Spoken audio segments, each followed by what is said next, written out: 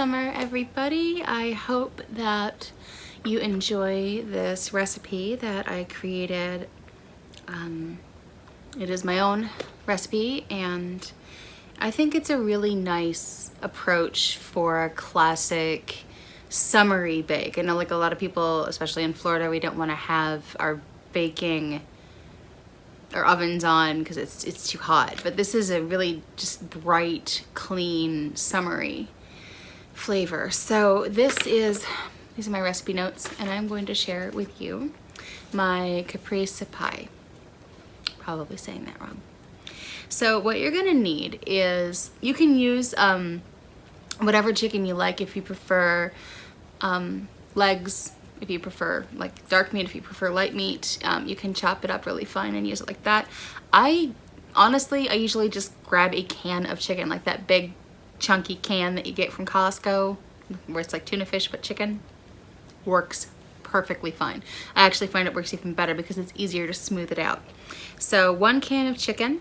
You're gonna use a big handful of grape tomatoes. I don't really use measurements, guys, so bear with me. You're gonna want 2 good fistfuls of fresh basil, and like maybe half a regular Publix size bag, like, you know, like a good chunk of fresh spinach.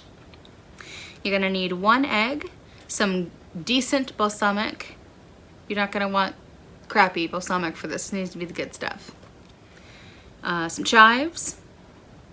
Then you're gonna need 2 fistfuls of shredded mozzarella, and those little mini mozzarella balls. They don't have to be the ones in oil, but you can use the ones that have been like marinating in oil, but they're just like they look like little meatballs, but they're mozzarella. You'll need, oh, I don't know, 8, maybe 10 of those. Some salt, some pepper to taste, and then you're gonna need some olive oil and a package of Phylo dough. You can make the Phylo dough from scratch, but who has time for that? So just get it out of the freezer section in your local Publix or wherever it is that you shop. And so how it works is, you're gonna preheat your oven to 350. And while that is going on, you're gonna put a little bit of the olive oil into the biggest saute type pan that you have, and kind of do a rough chop of your basil and your spinach together, and then just toss that in to wilt. It'll take maybe 5 minutes on medium heat, you know, 5 to 8 minutes. You don't want to go longer than that, it'll just be mush. So then in a bowl, in a larger mixing bowl, you're gonna take that chicken. I use the canned chicken, but again, like, as long as it's, if you're not using canned chicken, you might want to shred it, so it makes it easier to mix. So you're gonna toss your chicken, your cherry tomatoes. I quarter them. You can do them in half if you want bigger chunks, but you definitely don't want to leave them whole, or they're hard to bite into.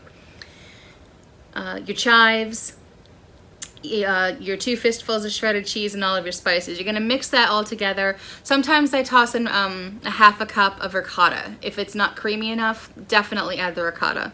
I didn't add that in the ingredients list, so surprise. Once those are all mixed together, you're gonna add your slightly beaten egg. You can beat it a little bit beforehand, or if you're really not into that, whatever. It's not that delicate. You can just kind of toss it in and gently fold it together all at once until it's evenly mixed.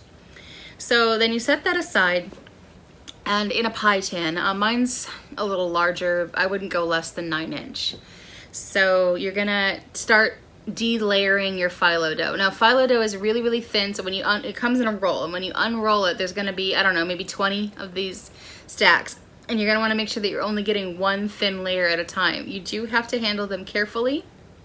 They are pretty delicate. So what you're gonna do is, you're gonna lay your first one in the bottom of the tin, and then you take some olive oil and the balsamic in kind of a 50-50 portion. You shake it together like you're making a vinaigrette. And you're gonna use a basting brush, and you're gonna gently, it will tear, gently brush that on in a nice thin layer in the bottom of your pie tin. And you're gonna do that 4 times. So it'll go Phylo, brush it with the mixture, Phylo, brush it with the mixture, Phylo, brush it with the mixture, Phylo, brush it with the mixture. So the last thing you do is brush it on top. I like to kind of layer, because they're rectangular sheets and I have a round pie tin, I kind of go Phylo, Phylo. So they're not always the same direction. I kind of stagger them.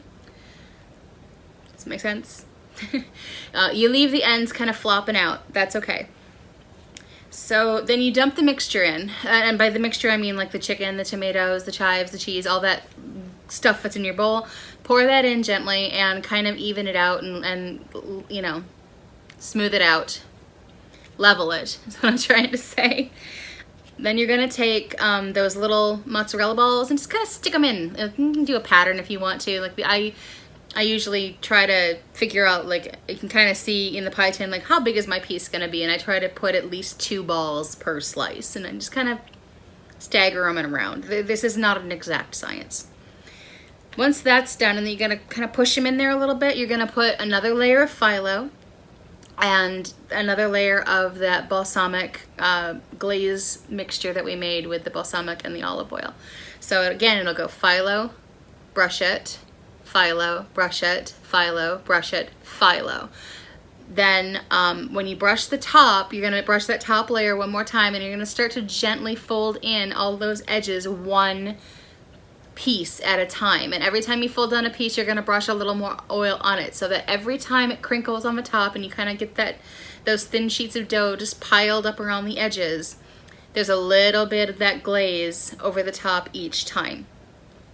So now it kind of looks like a pie, and you're gonna brush, the whole top should be brushed. Again, if there's any spots left that are bare that don't have that balsamic glaze on it, you need to put that on.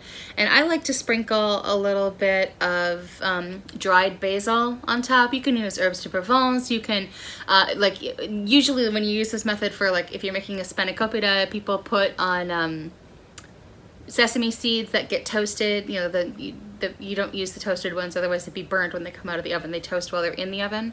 So you can put sesame seeds on it if you want to, but because it's a caprese thing, kind of a caprese vibe, I like to just use a little bit of the dried basil.